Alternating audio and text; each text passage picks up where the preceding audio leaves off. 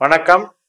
அன்பார்ந்த அனுக்கிரகம் தமிழ் சேனல் நேயர்களுக்கு உங்கள் ஜோதிடர் ஜே.எம்.எஸ். சந்திரமௌலியின் பதிவு. இந்த பதிவு சனி பெயர்ச்சி பலன்கள், அதாவது மார்ச் 29 கும்பராசியிலிருந்து மீனராசிக்கு சனி மாறுறாரு இல்லையா, அதற்கான பலன்கள்.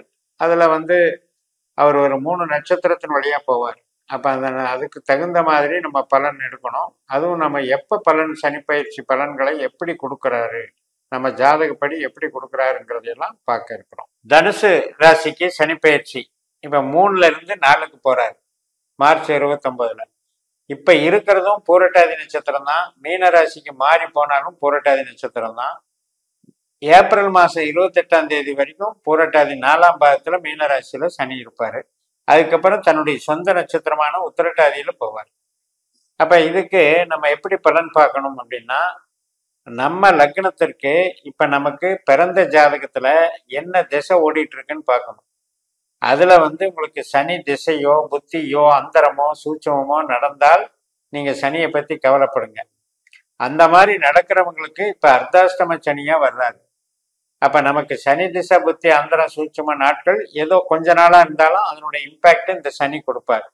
சரி, 4ஆம் இடத்துல போகிறாரு, என்ன தருவார் அப்படின்னு பார்த்தீங்கன்னா, நம்ம தனுசு லக்னத்தில் நம்ம புள்ளியை கவனிக்கணும்.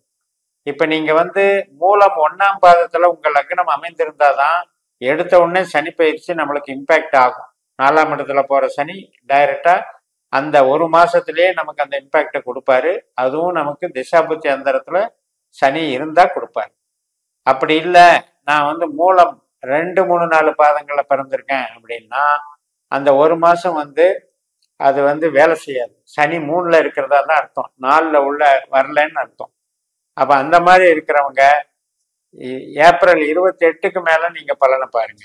அந்த மாதிரி இருக்கிறவங்க அதுக்கு பின்னால் சனி நட்சத்திரத்தில் சனியே போவார். அப்போ தான் அர்த்தாஷ்டம சனி ஆரம்பிக்குது. இப்போ தனுசை பொறுத்த வரைக்கும் சனியினுடைய நட்சத்திரம் 4ஆம் இடத்துல உத்திரட்டாதியாகவும் 8ஆம் இடத்துல பூசமாகவும் 12ஆம் இடத்துல அனுஷமாகவும் இருக்கிறது. இது நமக்கு கெடுபலன் தான். பட் நமக்கு சனியினுடைய திசை நடக்கும்போது மட்டும்தான் இந்த கெடுபலனை செய்யும். அந்த மாதிரி நீங்கள் திசை நடக்குதாங்கிறது உங்கள் ஜாதகத்தில் பார்த்துட்டு டேலி பண்ணிக்கோங்க.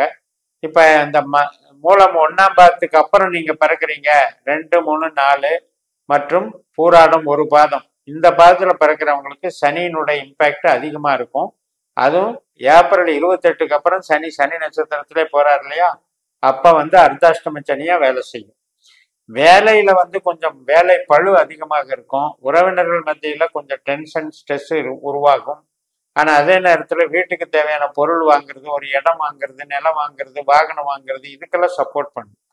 ஓரளவுக்கு இதில் ஒரு 40% நன்மையும் இருக்குது. அதனால சனியை பொறுத்த வரைக்கும் நமக்கு திசாபுத்தி அந்தரம் நடந்தால் மட்டும் இதை பார்த்துக்கோங்க. அதுக்கப்புறம் அவர் ரேவதிக்கு போகிறாரு அப்படிங்கும்போது ஒன்றும் பிரச்சனை இல்லை. ஒரு வருஷம் கழிச்சு ரேவதி நட்சத்திரத்தில் அவர் டிராவல் பண்ணும்போது ஒரு ப்ராப்ளமும் நமக்கு வரப்போகிறது இல்லை. இப்போ சப்போஸ் நமக்கு பூராட நட்சத்திரத்தில் 2, 3, 4 பாதங்களும் உத்திராடம் 1 பாதத்துலேயும் லக்னம் அமைஞ்சிருந்தா அந்த மாதிரி ஜாதகர்களுக்கு, அந்த மாதிரி உங்களுடைய லக்ன புள்ளி அமைந்தவர்களுக்கு சனி கிரகம் ரேவதி நட்சத்திரத்தை தொடும்போது தான் அர்த்தாஷ்டம சனி ஆரம்பிக்குதுன்னு அர்த்தம். அப்போ புதனுடைய நட்சத்திரமா சனி போய் நம்மளுக்கு 4ஆம் இடத்து சனியா வேலை செய்வார். அந்த டைமிங் ஒரு வருஷத்துக்கு மேலே இருக்கு. அதனால இப்பவே அதை பற்றி ஒரி பண்ணிக்க வேண்டியதில்லை. 3ல சனி இருக்கிறதா தான் அர்த்தம். அப்போ பவுண்டரி பார்க்கணும், நம்ம லக்ன புள்ளியை பார்க்கணும், பவுண்டரி பார்க்கணும். அது உண்மையிலேயே 3ல இருக்கா 4க்கு போச்சான்னு பார்க்கணும். 2வது நமக்கு சனின்னு ஒன்று அந்த 2.5 வருஷமும் ஒரே மாதிரி கெடுதலை பண்ணணும்னு நினைக்கக்கூடாது. அது எந்த புள்ளியில நமக்கு 4ஆம் பாவ புள்ளி விழுகுதோ அந்த புள்ளியில வரக்கூடிய, அந்த புள்ளியை கடக்கக்கூடிய ஒரு 3 மாதம் அளவுக்கு தான் அந்த இம்பேக்ட் கொடுக்கும். அதனால அது நம்ம லக்னத்தை அனுசரித்து நீங்கள் பார்த்துக்கோங்க. என்னென்ன பலன்கள் கொடுக்கும் அப்படின்னா, இப்போ நம்ம பணம் சேமிப்பு, வேலை செய்கிறோம், தொழில் செய்கிறோம், அதுக்கெல்லாம் ஒர்க் சப்போர்ட் தான் பண்ணும். ஆனால் கொஞ்சம் அலைச்சல் இருந்தாலும் அது சப்போர்ட் பண்ணும். அதனால நன்மைகள் தான்.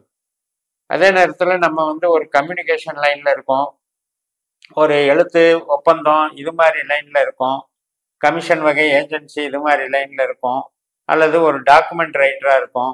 இப்போ உங்கள் திரைத்துறையில் பார்த்தீங்கன்னா எழுத்தாளர்களாக இருக்காங்க, எடிட்டிங் பண்ணுறவங்க இருக்காங்க, அது மாதிரியெல்லாம் இருக்காங்க. ஸோ அந்த மாதிரி கம்யூனிகேஷன் லைன் சார்ந்தவர்களுக்கு இது நன்மை தான் செய்யும், ஒன்றும் பெருசாக தீமை செய்யாது.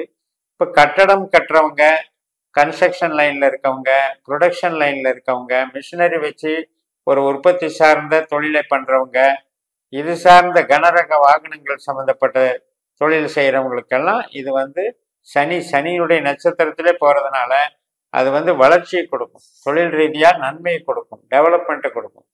ஆனால் அதே நேரத்தில் 5ஆம் இடம்னு சொல்லக்கூடிய குழந்தைகள் ஸ்தானத்துக்கு இது வந்து 12ஆ வர்றதுனால நம்மளுடைய ஆசைகள், ஒரு ரிலாக்ஸ் பண்ணிக்கலாம், ஒரு ஏதாவது இடத்துல பிக்னிக் போயிட்டு வரலாம், அல்லது ஒரு கோயிலுக்கு போயிட்டு வரலாம், கொஞ்சம் ஜாலியாக இருக்கலாம், சந்தோஷமா இருக்கலாங்கிறதுக்கு இடம் கொடுக்காம ஏதோ ஒரு ஒரு ஒர்க்லோடை கொடுத்துக்கிட்டு, அலைச்சலை கொடுத்துக்கிட்டு, ஆரோக்கியத்துக்கு எடுத்துக்கிட்டு கொஞ்சம் வேலை செய்யும்.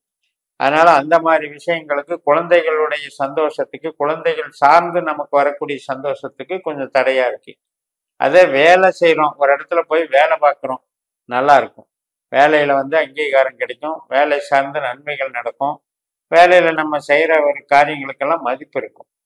அதே கணவன் மனைவி உறவுன்னு எடுத்துக்கும் போது கொஞ்சம் ஈகோ பிரச்சனை இருக்கும், 2 குடும்பத்துக்கு இடையில சின்ன சின்ன பிரச்சனைகள் போகும். இப்போ மனைவியோ கணவனோ வேலை பார்க்குறவங்களா இருந்தாங்கன்னா, அவங்க தொழில் செய்கிறவங்களா இருந்தாங்கன்னா அவங்களுக்கு தொழில் ரீதியாக நல்லது பண்ணும். இப்போ பார்ட்னர்ஷிப் போட்டிருக்கோம், பார்ட்னர்ஷிப் சார்ந்து கஸ்டமர் சார்ந்து சில நன்மைகள் எல்லாம் நடக்கும். அதே மாதிரி ஆயுள் சம்மந்தப்பட்ட பிரச்சனை எதுவும் இல்லை, நன்மைகள் கொடுக்கும், நல்ல பலத்தை கொடுக்கும். இப்போ பூர்வீக சம்மந்தப்பட்டது, தந்தை வர்க்க சம்மந்தப்பட்டது, வேற ஏதாவது உங்களுக்கு கல்வி படிக்கிறீங்க, உயர்கல்வி படிக்கிறீங்க, ஆராய்ச்சி கல்வி படிக்கிறீங்க, ஆன்மீகம் சம்மந்தப்பட்டது, குலதெய்வ கோயில் சம்மந்தப்பட்டது, இந்த மாதிரி காரியங்களை எல்லாம் கொஞ்சம் தடைகளை ஏற்படுத்தும். அதனால அவங்களுக்கு தகப்பனாருக்கு வந்து கொஞ்சம் ஆரோக்கிய குறைபாடு ஏற்படுறதோ, அவங்களுக்கு சில பிரச்சனைகள் ஏற்படுறதையோ, நஷ்டப்படுறதையோ, கஷ்டப்படுறதையோ காட்டுது. அதே தொழில் ஸ்தானம்னு எடுக்கும்போது சொந்த தொழில் செய்யறதுக்கும் ஒரு சில காம்படிஷன் இருக்கும், போட்டி பொறாமை இருக்கும். பட் இருந்தாலும் தொழிலை கெடுக்காது, அது பாட்டுக்கும் ரன் ஆகிட்டு இருக்கும். இப்போ நம்ம வந்து ஒரு நண்பர்கள், மூத்த சகோதர வர்க்கம் இருக்கு, நம்ம வந்து ஒரு கம்யூனிட்டியில் இருக்கோம், ஒரு கட்சியில் இருக்கோம், அது மாதிரி சோசியல் பிஹேவியராக இருக்கும், இதுக்கெல்லாம் வந்து கொஞ்சம் சப்போர்ட் கிடைக்கும். நமக்கு வந்து ஒரு உற்சாகம் மிகுந்த நம்ம எதிர்பார்த்த விஷயங்களுக்கெல்லாம் ஒரு ஆதரவு கிடைக்கும். இப்போ நம்ம மூலதனம் பண்ணலான்னு இருக்கோம் அப்படின்னு வச்சுக்கோங்க, அது வீடு கட்டுற மூலதனமாகட்டும், அல்லது ப்ரொடக்ஷன் லைனில் நம்ம உற்பத்தி பண்ணுற ஸ்தாபனத்துக்கு ஏதாவது இன்வெஸ்ட்மெண்ட் பண்ணுறதாகட்டும், அதுக்கெல்லாம் சப்போர்ட் பண்ணும். அப்போ இப்படி இந்த சனியை பார்க்குற நேரத்தில் நமக்கு திசாபுத்தி அந்தர சூட்சுமத்தில் சனி இருந்தால் மட்டும் பாருங்க, இல்லாதவங்க இது அர்த்தாஷ்டம சனி வந்துருச்சு, நமக்கு பிரச்சனை கொடுத்துரும், நமக்கு வந்து நடக்கிற நிகழ்வுகள் துன்பங்கள் எல்லாமே சனியினால தான் நடக்குது அப்படின்ற கற்பனையை நம்ம அவாய்ட் பண்ணிடலாம். ஏனென்றால் ராசி நிலையானதல்ல, லக்னம் நிலையானது. அதே போல கிரகங்களுடைய நகர்வுகளை நம்ம பார்க்கும்போது நம்ம பவுண்டரி பார்த்துக்கணும்.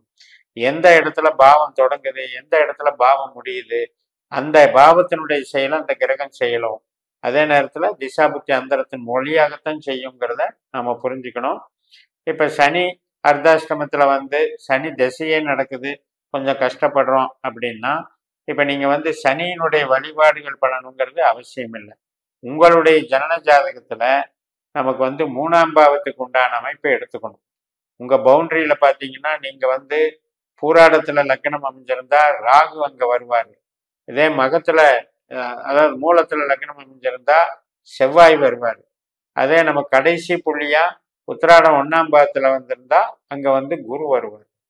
அப்ப இந்த முருகன் வழிபாடு, பத்ரகாளி சர்ப்ப தேவதைகள் வழிபாடு மற்றும் தட்சிணாமூர்த்தி, திருச்செந்தூர் முருகன், குபேரன் இவர்களுடைய வழிபாடுகள், இதையெல்லாம் செய்யறதன் மூலம் இந்த சனியினுடைய உபாதைகளை தவிர்க்கலாம்.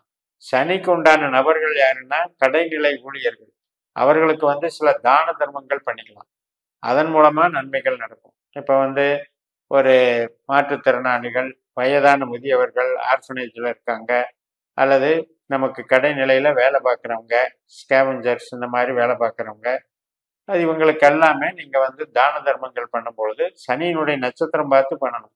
பூசம், அனுஷம், உத்திரட்டாதி இந்த நட்சத்திர நாட்களில் நீங்க பண்ணும்போது அந்த சனியினுடைய எஃபெக்ட் குறைக்கும்.